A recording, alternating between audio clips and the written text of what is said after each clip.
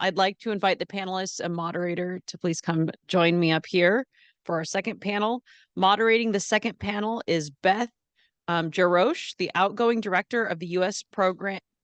Programs and Population Reference Bureau, now at Georgetown University. And so let us welcome up our second group of panelists.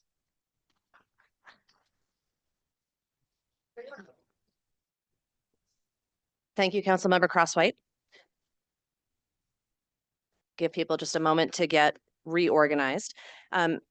Our first panelist who will be joining us virtually will be Ron Lee, Emeritus Professor of Economics and Demographer at UC Berkeley. Ron is the founding director of Berkeley's Center on the Economics of Demography and Aging. And I apologize that I'm reading off of my screen. I wanted to make sure I get the title right on that. Ron is joined by his longtime colleague, Gretchen Donauer, research specialist at the center, and they are the leading accountants of the Lifecycle sharing. I'm of course looking forward to their presentation. I've gotten a little sneak peek, but looking at how we share and pool resources across generations. And then our third panelist, who I am delighted is here today, is Myra Alvarez, president of the Children's Partnership, who I have known and worked with for many years, and who is a fierce advocate for children's well-being in California. So as with the prior presentation, we're going to kick things off with our first presenter online, work through the presenters, and then we'll take questions at the end. And without further ado, I will turn it over to Ron. Thank you very much. Can I have my PowerPoint? Okay. But I also need, here we go. All right. So, thank you very much. I wish I were there and said I'm home with COVID, but okay. So what is the generational contract? Well, it's certainly not any kind of formal written contract, at least not these days. I think what it is a set of expectations that we develop over time based on the patterns of intergenerational sharing and support that we've seen in previous decades, maybe even centuries and millennia.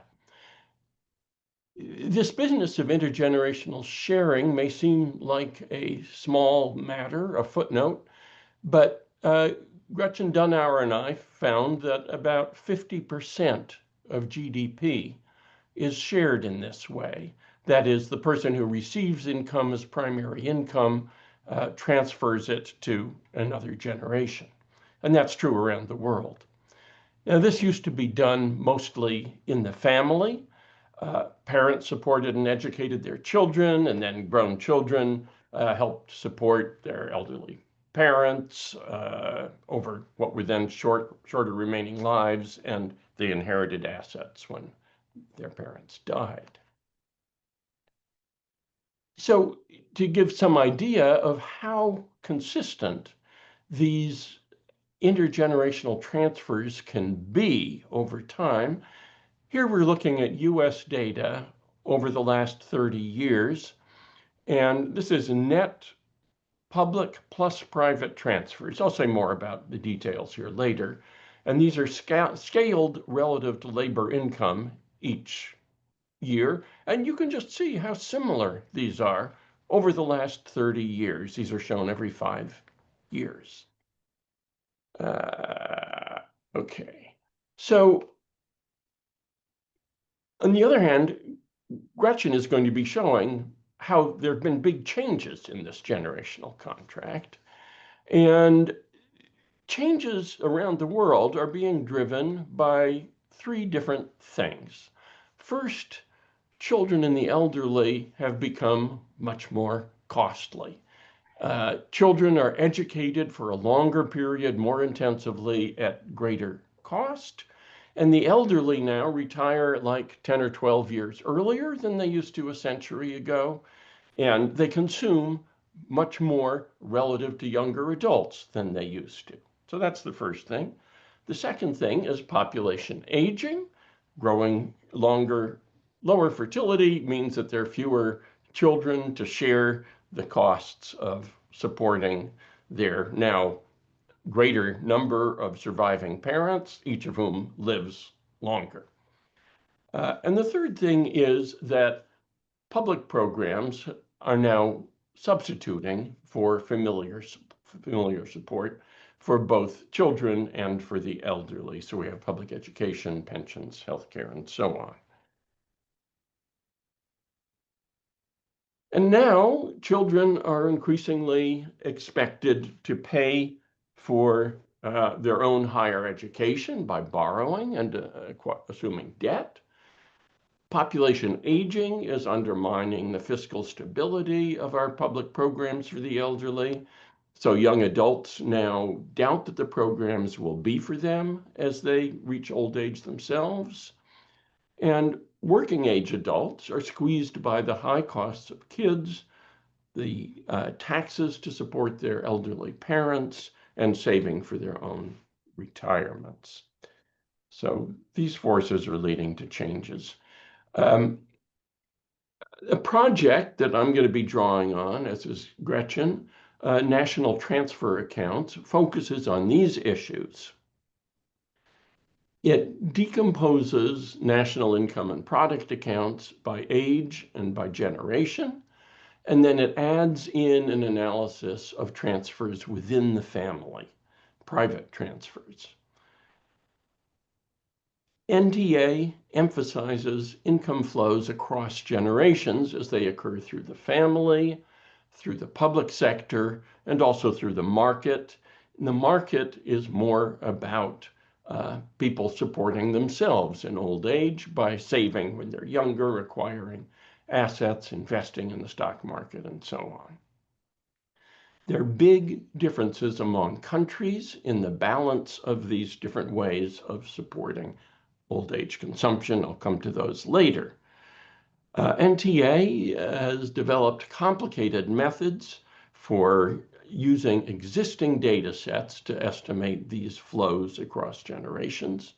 There are now research teams doing this in over 80 countries, and there are estimates of national transfer accounts for more than 100 countries around the world.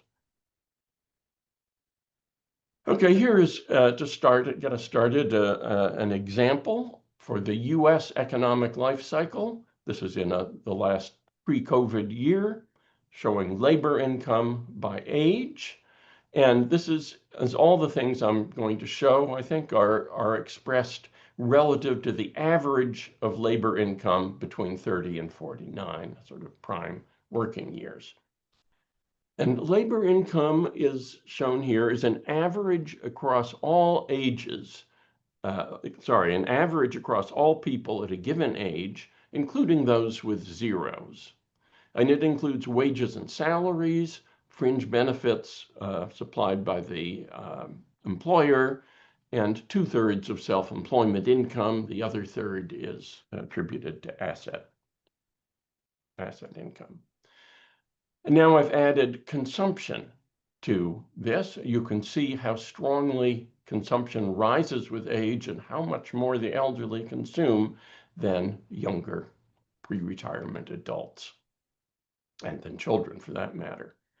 So what is consumption as we measure it? Well, it's household consumption expenditures from the usual surveys. It's imputed to individuals within the household by age. And then, in addition to that, it includes the public goods and services, non-cash, provided by the public sector.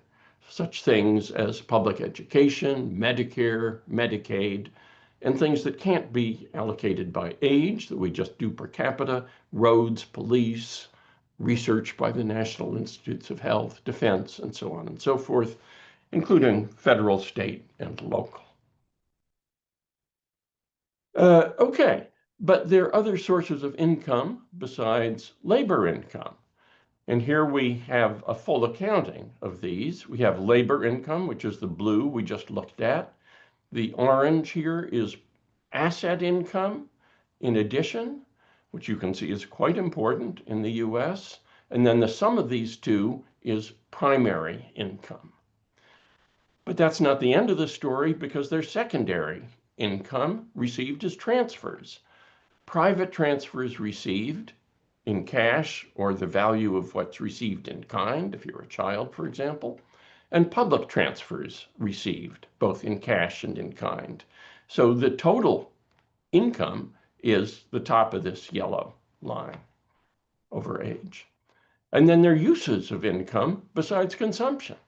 So here, the blue here is consumption that we were looking at a moment ago, but there's also saving by age, the transfers given to others by age, the gray area, primary uses are the blue, and then public transfers given. Public transfers are given through taxes and contributions to Social Security, again, at the federal, state, local level, property taxes, all these things. Okay.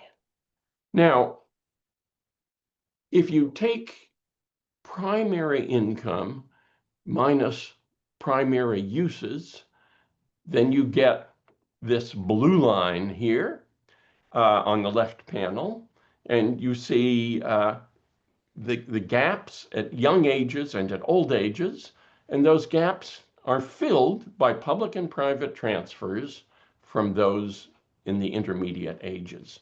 And if you look to the right panel, you see that broken down by public transfers and private transfers. And in fact, the elderly on the right are actually continuing to make private transfers on net to their younger children and grandchildren.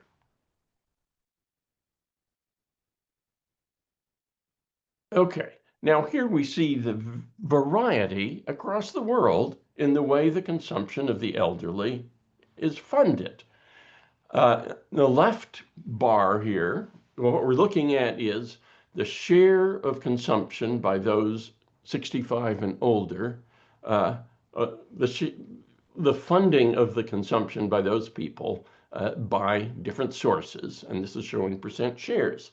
So for the US, 22% of that consumption is funded by the elderly continuing to work and earn. And then that gray is asset income. That's 57% of consumption on average is funded by asset income, accruing to the elderly. Now you add those two together and it's almost 80% of consumption is funded by the elderly themselves in the United States. And the reliance on net public transfers is only 26%. And the reliance on family transfers, private transfers, is a negative 4%. The elderly are making net transfers to younger family members. So that's the US. And you can see that in the US, population aging is not going to have a terribly great costly impact because the elderly are so self-reliant. But if you look at the next bar for Sweden, you see the Swedes rely 98% on public transfers to fund their consumption.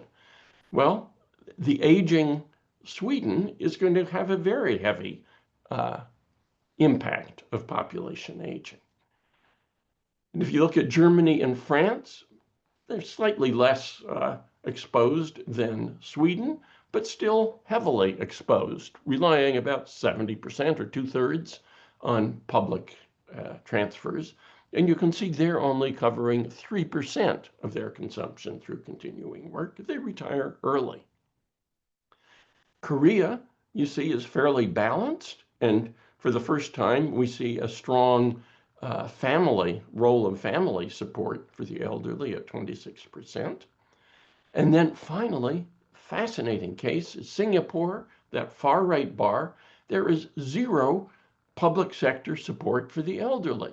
They made a decision in the 1950s to instead introduce mandatory saving program. And now those first generations are old, but you can see it didn't work out terribly well for those first generations. They're only relying 21% on asset income. The rest is familial support and continuing to work a lot. Okay, so let me conclude. Population aging is a much smaller problem in the US than it is in most high-income countries. As I said, elders are more economically self-sufficient in the US than they are elsewhere. Social Security, our public pension program, is only modestly impacted by population aging compared to other countries. It's only about 5% of GDP in the US, it's 13% in the European Union, and we have a progressive structure that also makes it far less costly because there are smaller transfers going to the high-income folks. Many countries, including talk now in the US, have pronatalist policies with the idea that raising fertility will offset population aging or postpone or moderate. But if we do simulations, it turns out higher fertility would raise costs in every country we looked at for the first 40 or 50 years following a fertility increase. It takes a long time before the kids, who are very expensive to educate and raise, grow up and join the labor force and more than cover the costs of educating. Finally, then, despite stresses and strains, I think the generational contract remains fairly healthy in the US, but investment in children is a continuing problem, and I think we'll hear more about that later. Thank you very much.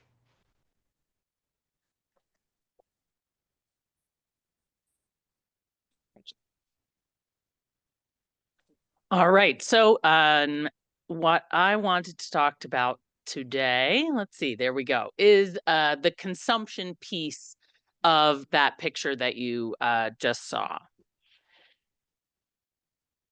There we go. So we just saw the big intergenerational cooperation that moves resources from age groups that have to age groups that need. And consumption is sort of the final outcome of that system. So how the final indicator of how well it's meeting people's needs. So let's look at it more closely.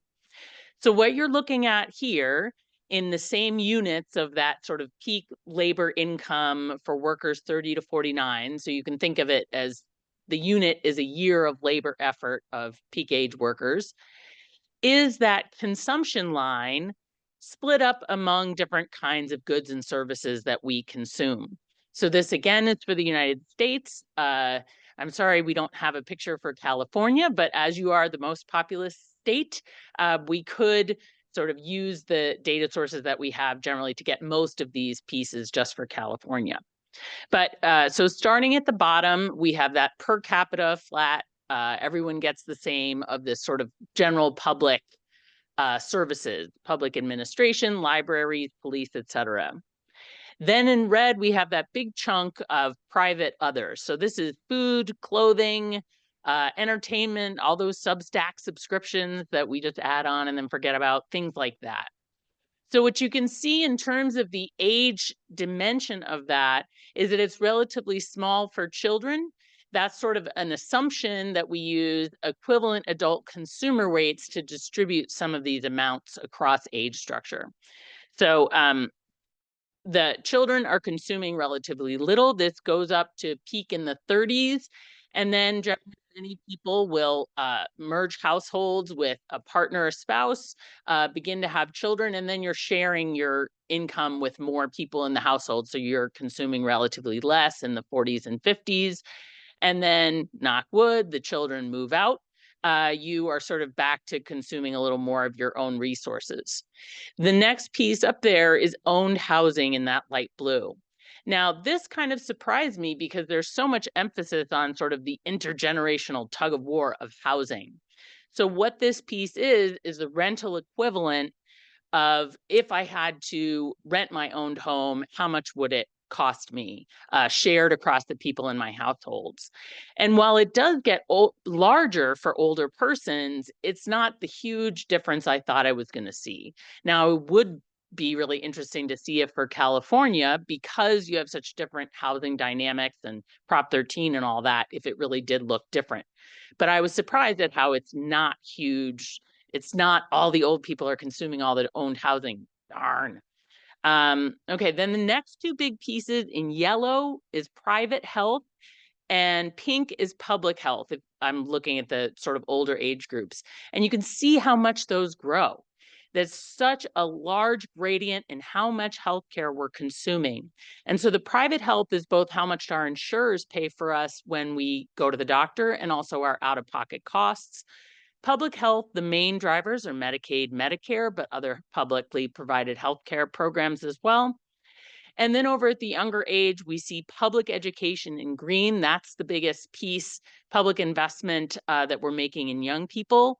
And then public education is that little sliver in dark blue. Again, I thought that would be larger, but we have many people who don't go on to college. We have many people who go to college at less expensive and very publicly subsidized community colleges, other things like that. So that's sort of a relatively small piece. So, but the overall picture in terms of the intergenerational system is that this is going straight up with age. It was not always so. So we're looking here at, these are cross-sectional estimates, so 4 different snapshots since 1960, years that we have enough data to estimate these things. 1960, 85, 2005, and 2023. Again, the units are relative to the peak labor income working ages in that year. So, but what we see comes out very strongly is that in 1960, the chart across age groups used to be hump-shaped. In 1985, much less so, only because of the role of healthcare. That's as Medicare and Medicaid really grow. And then in 2005, that trend continues. In 2003, the big difference from 2005 is that there's no longer a decline in that red portion, that sort of general private consumption at the oldest ages. So, but we also see at the younger ages that we've increased the relative amount of education that we are investing in our young people. So that human capital investment is increasing. And so just to focus more on the total consumption and how that differs by age, I just took the top line and put that on the same chart. So there's nothing new here.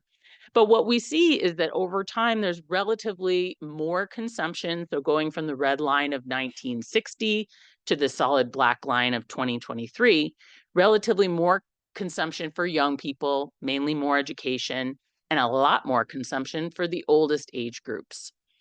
But in the middle age range, it stays pretty stable. So how is this possible? How can everybody sort of groups consume more and nobody has sort of lost out?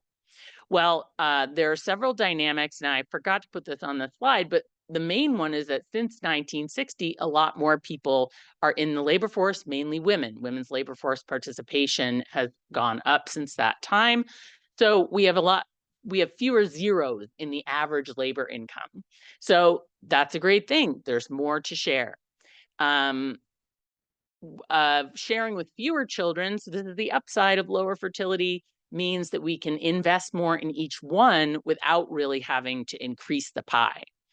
So, and then as we saw, looking at that role of healthcare and really increasing consumption by the oldest ages, that healthcare has really been the biggest driver. But also older persons have more asset income now than they did in 1960. The 85-year-olds of 1960 had relatively low wages when they were working. So this growth dynamic has also helped older people be able to consume more. Big question is, are we going to enjoy that growth dynamic in the future with working wages? Probably not. It doesn't look very like a good bet. So one other thing I wanted to focus on in terms of consumption is that we know market goods and services are not the only thing we consume. That little logo down at the bottom, Counting Women's Work, is a related project we have to measure the amount of unpaid care work that we're all consuming. So this is childcare, elder care, housework, household maintenance and management, et cetera.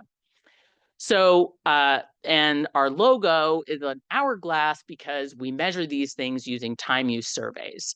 So we look at how many people are producing these services on an unpaid basis in the household, and then we use numeric tools to impute that as consumption to individuals. Okay, so the blue part on this chart, and this time I put it in monetary units, is the same size as the one you saw before for 2023. But now on the bottom is also adding the consumption of unpaid care work.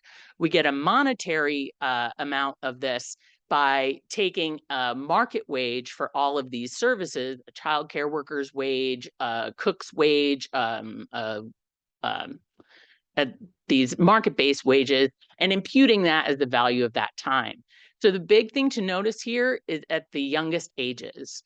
So the amount that we invest in our children when they're the youngest, most of that is unpaid care work time.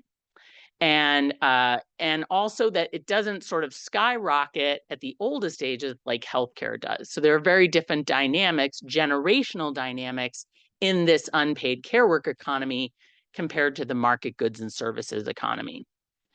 And this is, I'll just, sort of a detailed slide, but the thing to get out of this is, again, that green portion is the amount of value, this is an average across 22 different countries, that we are investing in our children in unpaid care work, compared to the red and blue areas are those market-based human capital investments of health and education. So it's very big for kids. It grows less of a factor as they get older, but it's still a really big part of what we invest in our kids in the future. So what is to take home from this? What do we learn from viewing consumption this way? Per person healthcare consumption has risen rapidly, even while we're aging as a population. So while Ron said population aging won't be so bad, unless we get the way we provide healthcare to people under control, a whole different sort of negative feedback loop can occur. Now, there are some reasons to think it won't be so bad, that older persons are sort of, these new older cohorts are healthier than the ones they're replacing. So if that dynamic continues, maybe we'll be able to get a better handle on this. But the way the US structures its healthcare system is a big problem for our future. Lower fertility gives us the chance to invest more in the human capital of each child while not having to raise the size of that pie so much. So we should lean into this as much as possible because human capital wins the future. A large part of that human capital is unpaid care work. And the more we can bring that piece into visibility in terms of policy, the better we'll be able to get a handle on it. And thank you very much.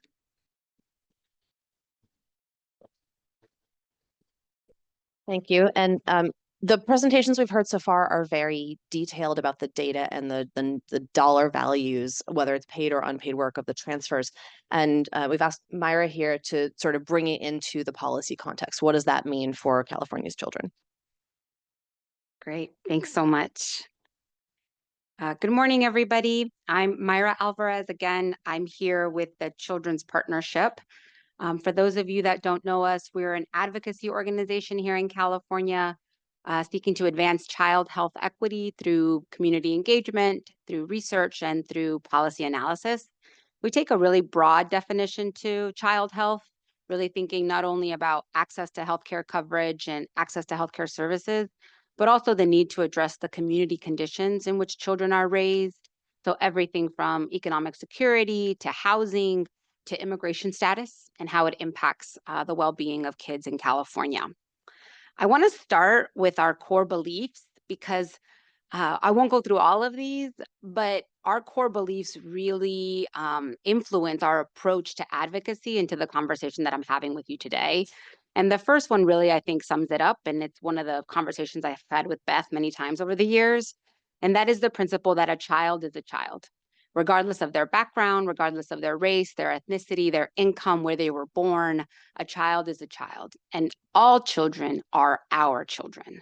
So when we think about an approach to policy and how to center children's well-being in policy, we have to really consider the needs of all our children.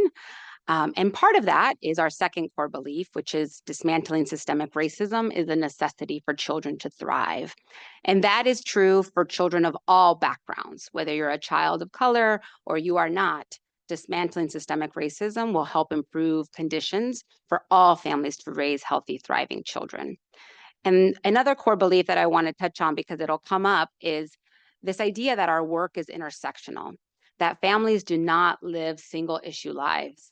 That as a mother is trying to put food on the table, she's also worried about taking her child to the doctor and paying her rent and having to go to her job. And that complexity of raising children cannot be lost on advocacy for children, that we must be able to walk and chew gum at the same time and not really silo ourselves off in our efforts. So that's going to come up in my response to the data. I am not going to have the cool charts that people here have had this morning. But I'm going to try to use that information in speaking about what our advocacy opportunities for the future. So when we were planning for this panel and we were thinking about this intergenerational contract and the concept of taking care of our children for the future, I thought it was really important to put the context in front of us. These are all true facts for today. Infant mortality in California and the United States actually is rising. And this is for the first time in decades. Infant deaths are climbing. It's not only a public health disaster, it's really a moral failure. You might have seen recent news that Mississippi declared an infant mortality crisis. So this is true. The data tells us this. Child mortality is rising. And as you can imagine, this is due to rise in gun violence amongst young people, school shootings, rising suicide rates, but also a mental health crisis that's really gone unaddressed for, frankly, decades. Child poverty is rising. We saw historic reductions in child poverty due to much of the relief that was provided during the pandemic. But since 2021, poverty has more than doubled for children, again, because those supports were withdrawn or left to expire. As a health advocate, it's pretty troubling to know that our uninsured rates for children and their access to care has declined. Again, related to the pandemic, many of the protections that were made possible by the federal government have been rolled back. In California, 400,000 children lost coverage as a result of the unwinding of the public health protections. Many of those are administrative barriers that have to be put in place or supposedly have to be put in place, but also hospital capacities responding to the pandemic have really shifted over to adults and have not shifted back to care for children and adults as a result of the pandemic. We're also seeing a very frightening resurgence of measles and other preventable diseases. This is due to a number of factors, but the erosion of public health capacity, speaking to some of the previous conversation, but also the increase in disinformation related to vaccines, related to, again, many public health initiatives that can help protect our children. Again, you saw deaths to measles in Texas. We've seen whooping cough and pertussis in Louisiana. These are supposedly, preventable diseases from the past, and they're here front and center. The conversation today around housing and the housing crisis, we've seen the unhoused numbers continue to increase, record numbers of children living without stable and affordable housing. But in California in particular, a statistic that I think is very important is that 27% of California children ages 0 to 2 live in crowded housing. That is the highest in the country. So they are housed, but it is crowded housing. And that is an important fact to keep in mind as we think about child well-being overall. Hunger is rising. There's a childcare crisis. These are all themes that you've already heard in the first couple of hours that we've been together. And it's important context for what we're trying to do. Because when we're underfunding mental health care, when we're ignoring child poverty, when we're not building inclusive education programs, and really when we're politicizing children's issues, we're creating crises that spill over into our judicial system, into our legal system. And I think the main message is that children are canaries in the coal mine. And they're really speaking to the American people that if we're not listening to them, if we are failing them, then we are failing our entire system of justice, but also our collective well-being and future. So now some stats. At a very broad level, the American people agree. Poll after poll tells us that Americans overwhelmingly express support for investing in children rather than making cuts. Voters have expressed concern over investing too little rather than too much in children's policy issues. And this becomes even more clear when you're thinking about specific problems. You can unpack that general support when you're looking at child poverty, child hunger, child homelessness. There really is overwhelming support, general support for investing in child programs. But it's and I want to talk a little bit about specific family-friendly policies. We're hearing a lot about the recent cuts to Medicaid, right? Hundreds of billions of dollars in cuts to the Medicaid program. In a recent Kaiser Family Foundation poll, 83% of Americans said that Medicaid should be expanded or maintained, and only 17% believe that it should be cut. This is, again, time and time again, speaking about the importance of public programs. Most people in this country know someone who is in the program. But I want to just spend a moment using some examples from our partners at First Focus about who we're talking about here. I'm going to give you an example of a 7-year-old boy in rural California, let's not say America, in rural California, who lives with his grandmother because both of his parents are struggling with opioid addiction. He suffers from developmental delays, but can't access care because of a lack of local providers. When his grandmother becomes overwhelmed, child welfare intervenes. He's removed from the only caregiver he knows, not because she's abusive, but because she lacks the support to take care of her child. These are stories that can be repeated over and over again across demographics, across inner city rural communities, really thinking about the systemic supports that we need in order to raise healthy, thriving children. And when we think about budgets, whether it's our state budget or the federal budget, or even a family's budget, let's be clear, it tells us a great deal about where we're placing our value. And when it comes to children, study after study demonstrate that this money matters, or the return on investment is among the highest that society can make towards its future. However, it's a long-term investment. And when we're talking about politics, that's often not the solution that people want to talk about. They really want to see these short-term returns on investment that often put us in a very difficult position.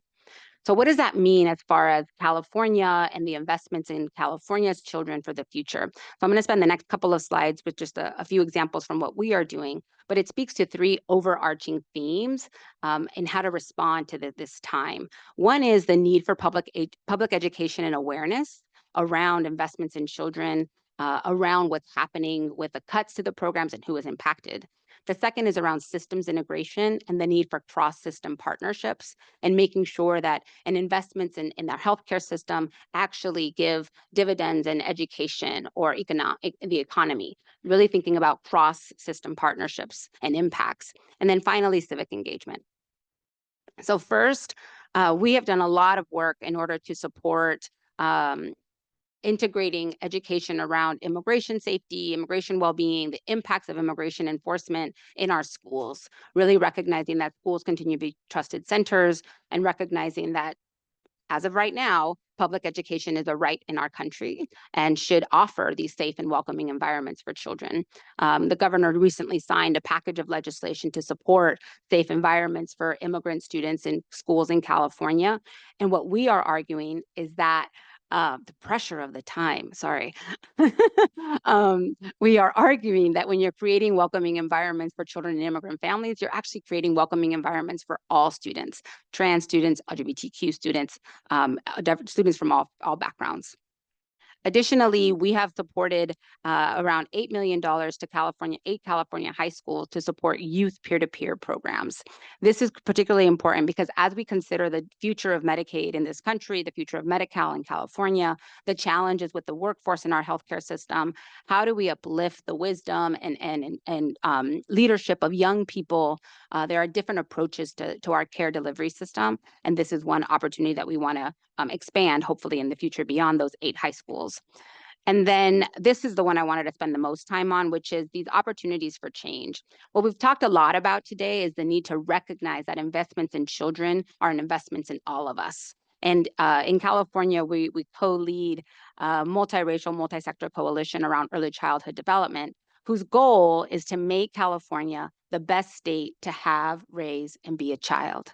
So the conversation today around how do we bring families into California to want to raise their children, we argue that that absolutely has to start with our policies that prioritize children, that prioritize family, that offer paid family leave, that offer universal childcare, that provide healthcare coverage without having to jump through hoops, that offer early learning and education for families, good paying jobs, all of those things.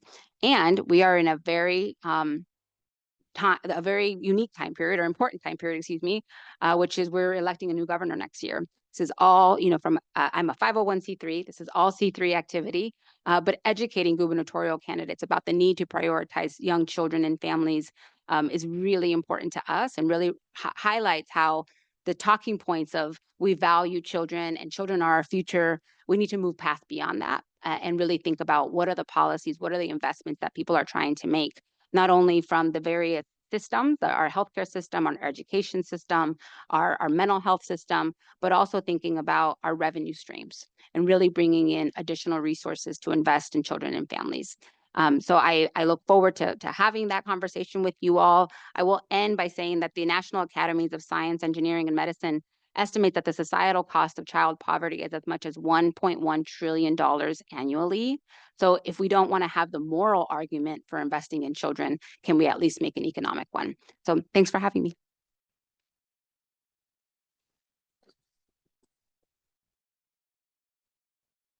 I'm going to take a moment to thank all of our panelists because this has been fantastic.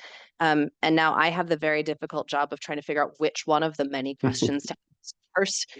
So what I'm thinking is a theme that I heard and what I saw in data was the shift in policies during the pandemic, an expansion of social safety net policies, in particular Medicaid. For those of you who don't know, who tend to be focused more on transportation or housing, a lot of the barriers to participating in Medicaid were removed during the pandemic. Continuous enrollment for children under age 5, for example, families didn't have to constantly update their income and weren't at risk of getting kicked off. And Gretchen, I know you and Ron showed data about public spending on healthcare, which is actually fairly low in childhood. But we showed from 2023, which was when the unwinding hadn't really started happening yet. Did you see an increase in that transfer like 2019 to 2023, or is that something that you've looked at? Or if you haven't, how soon do we get the 2024 data and know? I can talk about the data issues. So the data to produce a year of estimates at the national level is pretty much has a 1-year lag. So in 3 months, there'll be enough to do 2024. But so one of the big healthcare dynamics, though, that actually I didn't talk about but was helpful was we actually did see some of that sort of bending the curve after the ACA, that we did stop the vertiginous increase year over year in the amount that we were spending on total healthcare. So that's not specifically about the pandemic, but that was a good thing. We should do more of that if we can. Ron, I don't know if you want to add. No, I think on the last point you made, yes, the future forecasting the healthcare costs relative to GDP is extremely difficult. And yes, there was a relative slowdown during the pandemic years. I think it's resumed its upward course a bit more rapidly now, but what's going to happen in the future is terribly consequential, much more so than for Social Security, I think, and a big unknown.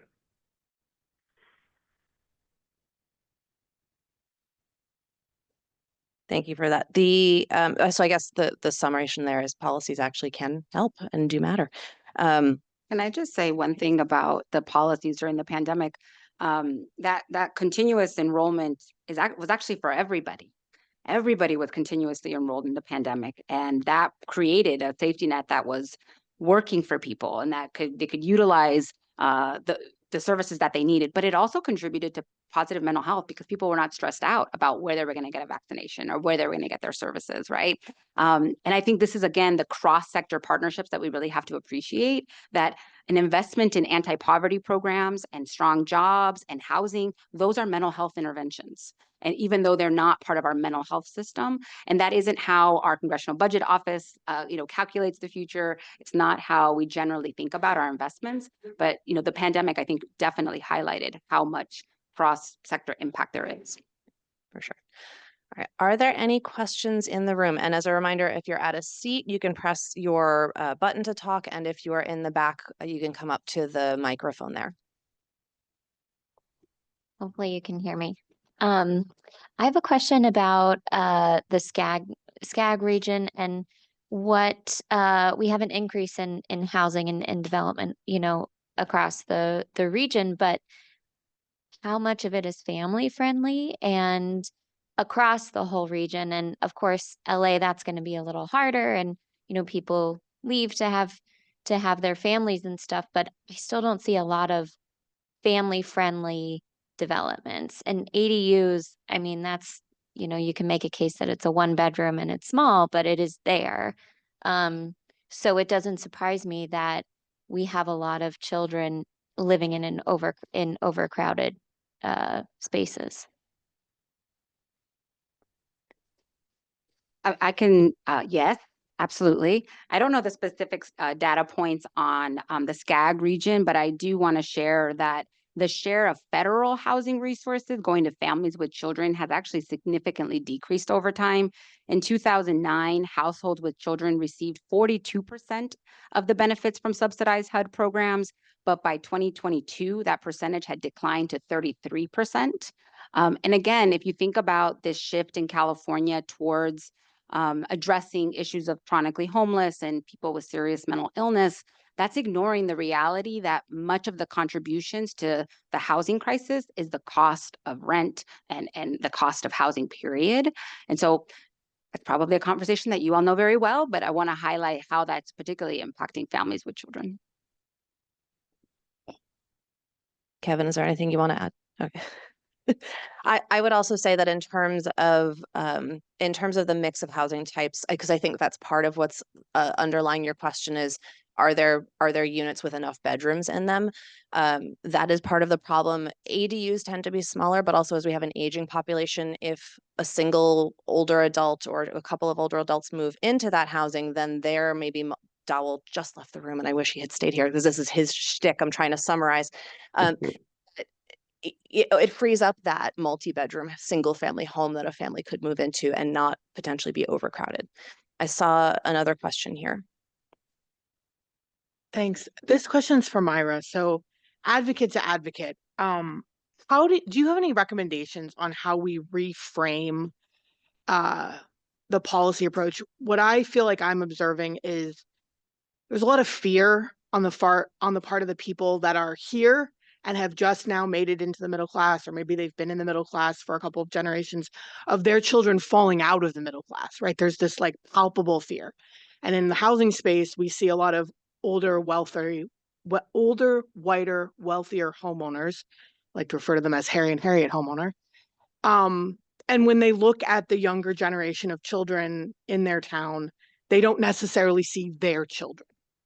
And that's, I think, what is driving a lot of the anti-other person, right? Whether it's an other person from another country or somebody who just hasn't lived in my town for 3 generations, and that's why we shouldn't build any more housing here because we don't want any new people.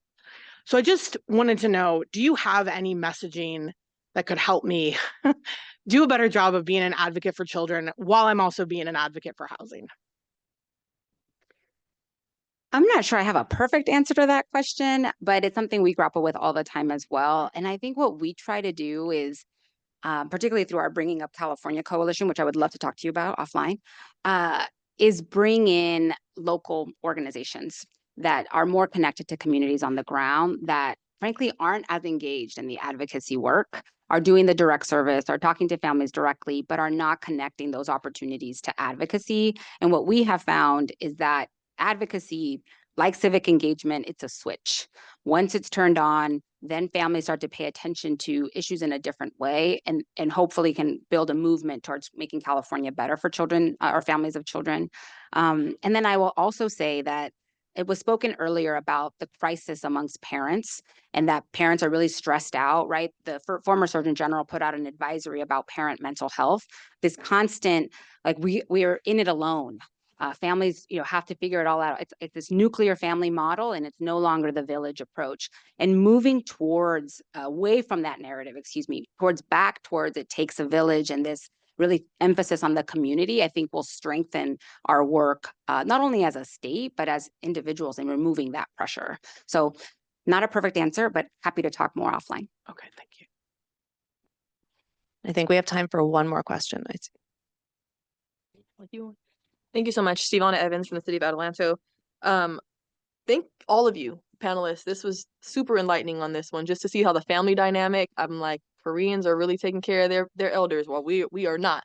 But again, I want to direct my question to Myra. Thank you for your input, and specifically your statements on how CFS is taking children from able yet financially restricted family members.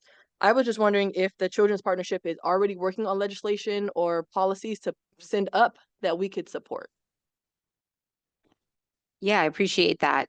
There is a huge effort from moving towards from mandatory reporting to mandatory supporting, community supporting. There is legislation and efforts related to that I can share more information about. And I think more broadly, it's this idea that we don't silo ourselves into an issue area, that I'm a health advocate, so I'm only working on Medi-Cal. No, really considering that the child welfare system has significant mental health implications on our children or on our economy, things like that. So I think what you're talking about is how do different sectors get engaged in legislative efforts that may not be directly related to our area of jurisdiction, but have implications on our work, and would love to talk about those cross-sector partnerships in order to make California better for all of us. Thank you, ma'am. Great. Well, thank you so much to the panel. Let's give them one more round of applause. Beth, Gretchen, Myra, and Ron on Lifecycle sharing.